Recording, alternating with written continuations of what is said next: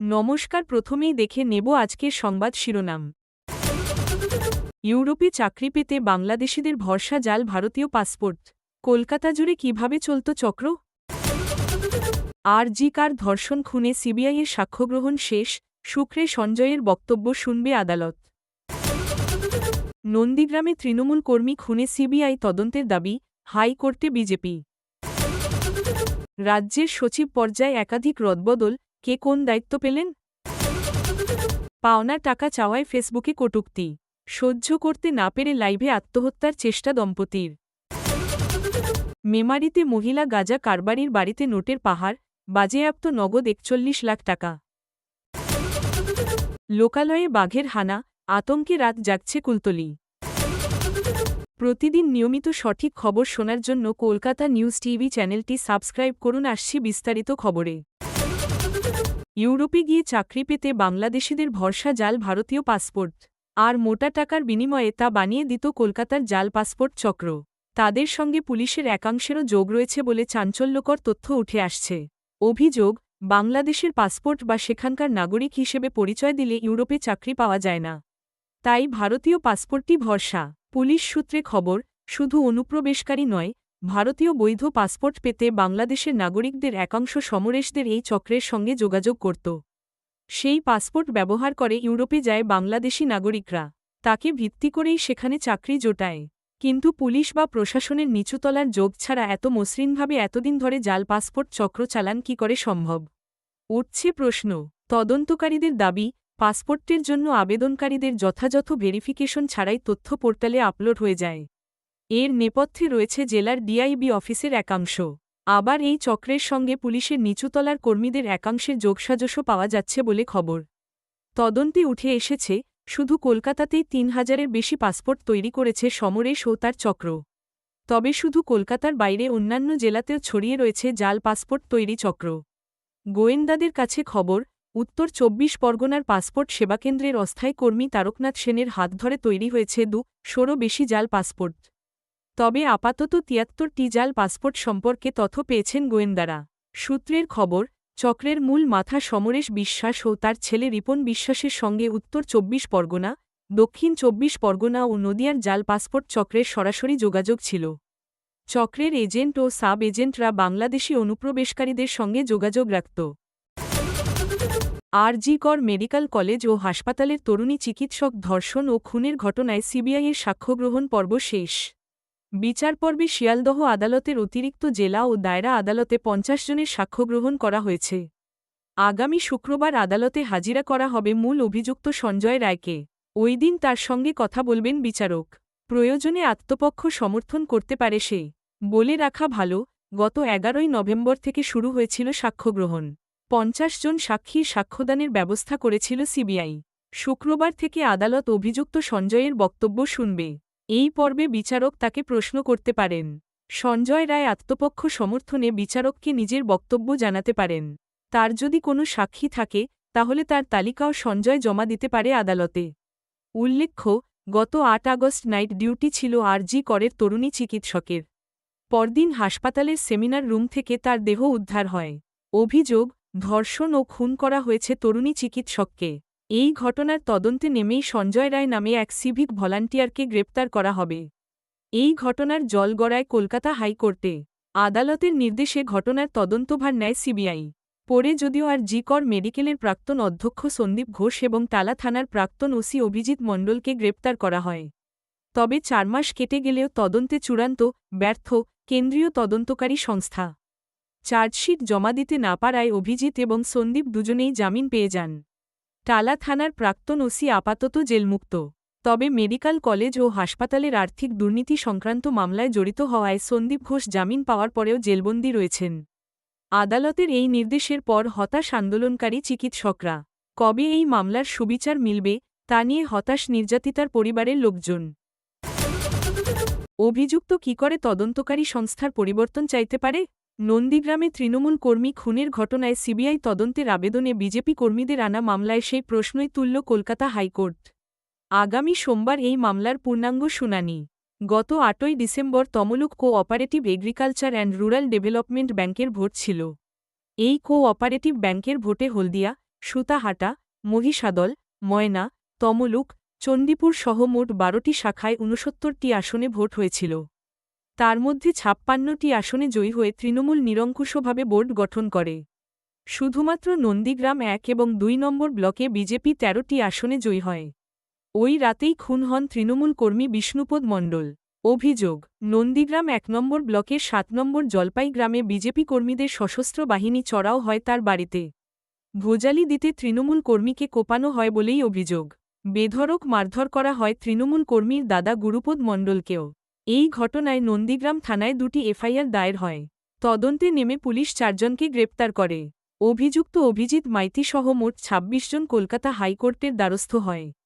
একই ঘটনায় কিভাবে ২টি দায়ের হল, তা আইন বিরুদ্ধ বলেই দাবি করেন অভিযুক্ত অভিজিৎ মাইতির আইনজীবী। তার আরও দাবি, প্রথম অভিযোগপত্রে মাত্র ৪ জনের নাম ছিল। তৃণমূলের অঙ্গুলি হেলনে এই ঘটনায় রাজনীতির রং লাগানো হয়েছে বলেই অভিযোগ। সে কারণে আরও অন্তত ২৬ জনের নাম যুক্ত করা হয়েছে বলেই দাবি আইনজীবীর। আর সে কারণেই পুলিশে আস্থা নেই বিজেপির। সিবিআই তদন্তের দাবিতে আদালতে গেরুয়া শিবির। রাজ্যের সচিব পর্যায়ে একাধিক রদবদল। বুধবার নবান্নের তরফে এই বিষয়ে একটি বিবৃতি জারি করা হয়। নবান্ন সূত্রের খবর, এটি রুটিন বদলি ছাড়া আর কিছুই নয়। নবান্নের তরফে জারি করা বিবৃতি অনুযায়ী ২০১৬ ব্যাচের আইএএস বিবেক কুমার এবার স্বাস্থ্য ও পরিবার কল্যাণ বিভাগের যুগ্ম সচিবের সামলাবেন। অভিষেক কুমার তিওয়ারিকে West Bengal tourism development corporation লিমিটেডের দায়িত্ব দেওয়া হয়েছে। হিডকোর দায়িত্বে শশাঙ্ক শেঠি। অপ্রচলিত এবং পুনঃব্যবহারযোগ্য শক্তি উৎস বিভাগের সচিবের দায়িত্ব দেওয়া হয়েছে ইয়েলুচুরি রত্নাকরা রাওকে। তিনি ২০০৬ ব্যাচের আইএএস।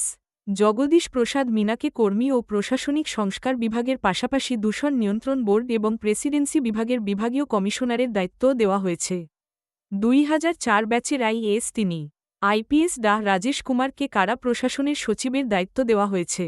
পরিবেশ দপ্তরের সচিবের দায়িত্ব রোশনী সেন। ১৯৯৩ ব্যাচের আইএএস অফিসার রোশনী সেন, রাজ্যের অতিরিক্ত মুখ্য সচিবও। নবান্ন সূত্রের খবর, এটি সম্পূর্ণ রুটিন বদলি, তাছাড়া আর কিছুই নয়। পাওনা টাকা চাওয়ায় সোশ্যাল মিডিয়ায় অপমান, কুমন্তব্য সহ্য করতে না পেরে ফেসবুক লাইভ করে আত্মহত্যার চেষ্টা দম্পতির। পেট্রোল ঢেলে গায়ে আগুন ধরিয়ে দেন তারা। বুধবার সন্ধ্যায় ঘটনাটি ঘটেছে হুগলির পান্ডুয়ায়। জেলা হাসপাতালে মৃত্যুর সঙ্গে পাঞ্জা লড়ছেন স্বামী স্ত্রী। পুলিশ বিষয় খতিয়ে দেখছে, তবে এখনও পর্যন্ত কাউকে গ্রেপ্তার করা হয়নি। পুলিশ ও হাসপাতাল সূত্রে খবর, অগ্নিদগ্ধ অবস্থায় হাসপাতালে ভর্তি অলোক হাজরা ও মৌসুমী হাজরা। তারা পান্ডুয়ার ক্ষীরকুণ্ডি নিয়ালা নামাজগ্রাম গ্রাম পঞ্চায়েতের ক্ষীরকুণ্ডি গ্রামের বাসিন্দা। জানা গিয়েছে, অলোকের সঙ্গে কলিসান্ডার বাসিন্দা আসিফ হোসেন মোল্লার সাথে দীর্ঘদিনের ব্যবসায়িক সম্পর্ক ছিল। কয়েক বছর যাবৎ সেই সম্পর্কে ফাটল ধরে। টাকা চাওয়া নিয়ে দুপক্ষের মধ্যে গণ্ডগোল হয় বলে খবর। অভিযোগ, এ নিয়ে আসিফ ফেসবুকে লাইভে অলোকের সম্পর্কে কটু কথা বলতে থাকেন। প্রতিবাদে বুধবার অলোক ও তার স্ত্রী মৌসুমী কয়েকজনকে নিয়ে আসিফের বাড়িতে যান। ওই লাইভ ভিডিওগুলি মুছে ফেলার দাবি জানান, যা নিয়ে দুপক্ষের মধ্যে বচসা বাঁধে। কথা কাটাকাটির মাঝেই পেট্রোল ঢেলে আত্মহত্যার চেষ্টা করেন স্বামী স্ত্রী দুজনে। তারাও ফেসবুক লাইভ করেন। সঙ্গে সঙ্গে আহতদের উদ্ধার করে পান্ডুয়া গ্রামীণ হাসপাতালে নিয়ে আসা হয়। সেখানে প্রাথমিক চিকিৎসার পর শারীরিক অবস্থার অবনতি হওয়ায় দুজনকেই জেলা হাসপাতালে পাঠানো হয়েছে। খবর পেয়ে ঘটনাস্থলে যায় পান্ডুয়া থানার পুলিশ। তারা বিষয়টি খতিয়ে দেখছেন। গরুর খাবারের আড়ালে বস্তা বস্তা গাঁজা। বেসমেন্টে থরে থরে সাজানো নোটের পাহাড়। গোপন সূত্রে পাওয়া তথ্যের ভিত্তিতে মহিলা মাদক কারবারির পর্দাফাঁস। ওই মহিলা মাদক কারবারিকে গ্রেপ্তার করেছে মেমারি থানার পুলিশ। বুধবার দুপুরে গোপন সূত্রে পুলিশ মাদক কারবার সংক্রান্ত তথ্য পায়। সেই সূত্র ধরে মেমারির ১ নম্বর ওয়ার্ড এলাকার বাসিন্দা সঙ্গীতা সাহানির বাড়িতে হানা দেয় পূর্ব বর্ধমান এসওজি সেল এবং মেমারি থানার পুলিশ। কঠোর পুলিশি নিরাপত্তায় বাড়ি ঘিরে ফেলে শুরু হয় তল্লাশি। বেসমেন্টে তল্লাশি চালিয়ে থরে থরে সাজিয়ে রাখা নোটের বান্ডিল দেখতে পান তদন্তকারীরা। বেসমেন্টে তল্লাশি চালিয়ে নগদ ৪১ লাখ টাকা উদ্ধার করে পুলিশ। ১০০, ৫০০ টাকার নোট পাওয়া গিয়েছে। এছাড়া সঙ্গীতা সাহানির বাড়িতে থাকা গরুর খাবারের আড়ালে তল্লাশি চালিয়ে কমপক্ষে ৪৭ কেজি গাঁজা উদ্ধার করা হয়। এরপর পুলিশ ওই মহিলাকে গ্রেপ্তার করে। আপাতত ওই বাড়িটিকে সিল করে দেওয়া হয়। ধৃত মহিলা কতদিন ধরে মাদক কারবারের সঙ্গে যুক্ত, তা খতিয়ে দেখছেন তদন্তকারীরা। বিপুল টাকা কোথায় লগ্নি করা হতো, তাও তদন্ত সাপেক্ষ। বলে রাখা ভালো, সঙ্গীতা সাহানির মায়ের বিরুদ্ধেও মাদক কারবারে যুক্ত থাকার অভিযোগ ছিল। মায়ের সূত্র ধরেই কি ব্যবসায় হাতেখড়ি সঙ্গীতার, সে সন্দেহও ক্রমশ জোরালো হচ্ছে। উল্লেখ্য, কয়েক মাস আগে মেমারি এলাকাতেই বিপুল পরিমাণ গাঁজাসহ ভিন রাজ্যে থেকে আসা একটি চারচাকা গাড়ি আটক করে পুলিশ। এই ঘটনায় একজন মহিলাকে গ্রেপ্তার করা হয়। গাঁজা পাচারের ক্ষেত্রে অপরাধীরা মেমারি শহরকে করিডোর হিসেবে ব্যবহার করছে বলে মনে করছেন অনেকে। পুরো বিষয়টির তদন্ত শুরু করেছে পুলিশ। লোকালয়ে বাঘের হানা। এই ঘটনাকে কেন্দ্র করে বুধবার রাতে দক্ষিণ ২৪ পরগনার কুলতলির মধ্য গুড়গুড়িয়া এলাকায় ব্যাপক আতঙ্ক ছড়িয়েছে। ভয় বাড়ি থেকে বেরোচ্ছেন না কেউ। খবর দেওয়া হয়েছে বন দপ্তরে। এলাকায় পৌঁছে আগুন জ্বালিয়ে লোকালয় থেকে বাঘ তাড়ানোর চেষ্টা করছেন বন দপ্তরের কর্মীরা। তবে রয়্যাল বেঙ্গল টাইগার ঠিক কোথায় রয়েছে, সেই জায়গাটি এখনও চিহ্নিত করা যায়নি। বুধবার রাতে বাইকে করে বাড়ি ফিরছিলেন কুলতলির মধ্য গুড়গুড়িয়ার ২ বাসিন্দা। তাদের দাবি, শীতের নিশুতি রাতে লোকালয়ে রয়্যাল বেঙ্গল টাইগারকে ঘোরাঘুরি করতে দেখেছেন। তাদের মুখ থেকেই খবর ছড়িয়ে পড়ে গোটা গ্রামে। খবর পৌঁছয় বন দপ্তরের। খবর পাওয়ামাত্রই বন দপ্তরের কর্মীরা তড়িঘড়ি ওই এলাকায় পৌঁছন। আগুন জ্বালিয়ে বাঘ তাড়ানোর চেষ্টা চলছে। বাঘটিকে শেষবার যে জায়গায় দেখা গিয়েছে বলে দাবি করেছেন ওই ২ ব্যক্তি, সেই জায়গায় নজরদারি চালানো হচ্ছে। এলাকায় বাঘের আনাগোনার বিষয়ে সতর্কতামূলক প্রচারও শুরু হয়েছে। স্থানীয় ২ বাসিন্দার দাবি খতিয়ে দেখছেন বন দপ্তরের কর্মীরা। সুন্দরবন লাগোয়া এলাকায় বাঘ লোকালয়ে ঢুকে পড়া নতুন কিছু নয়। মাঝে মাঝেই এমন খবর সামনে আসে। তার ফলে আতঙ্কে দিন কাটান সুন্দরবন লাগোয়া গ্রামের বাসিন্দা। বিশেষজ্ঞদের দাবি, মূলত খাবারের অভাবেই জঙ্গল ছেড়ে লোকালয়ে চলে আসে বাঘ।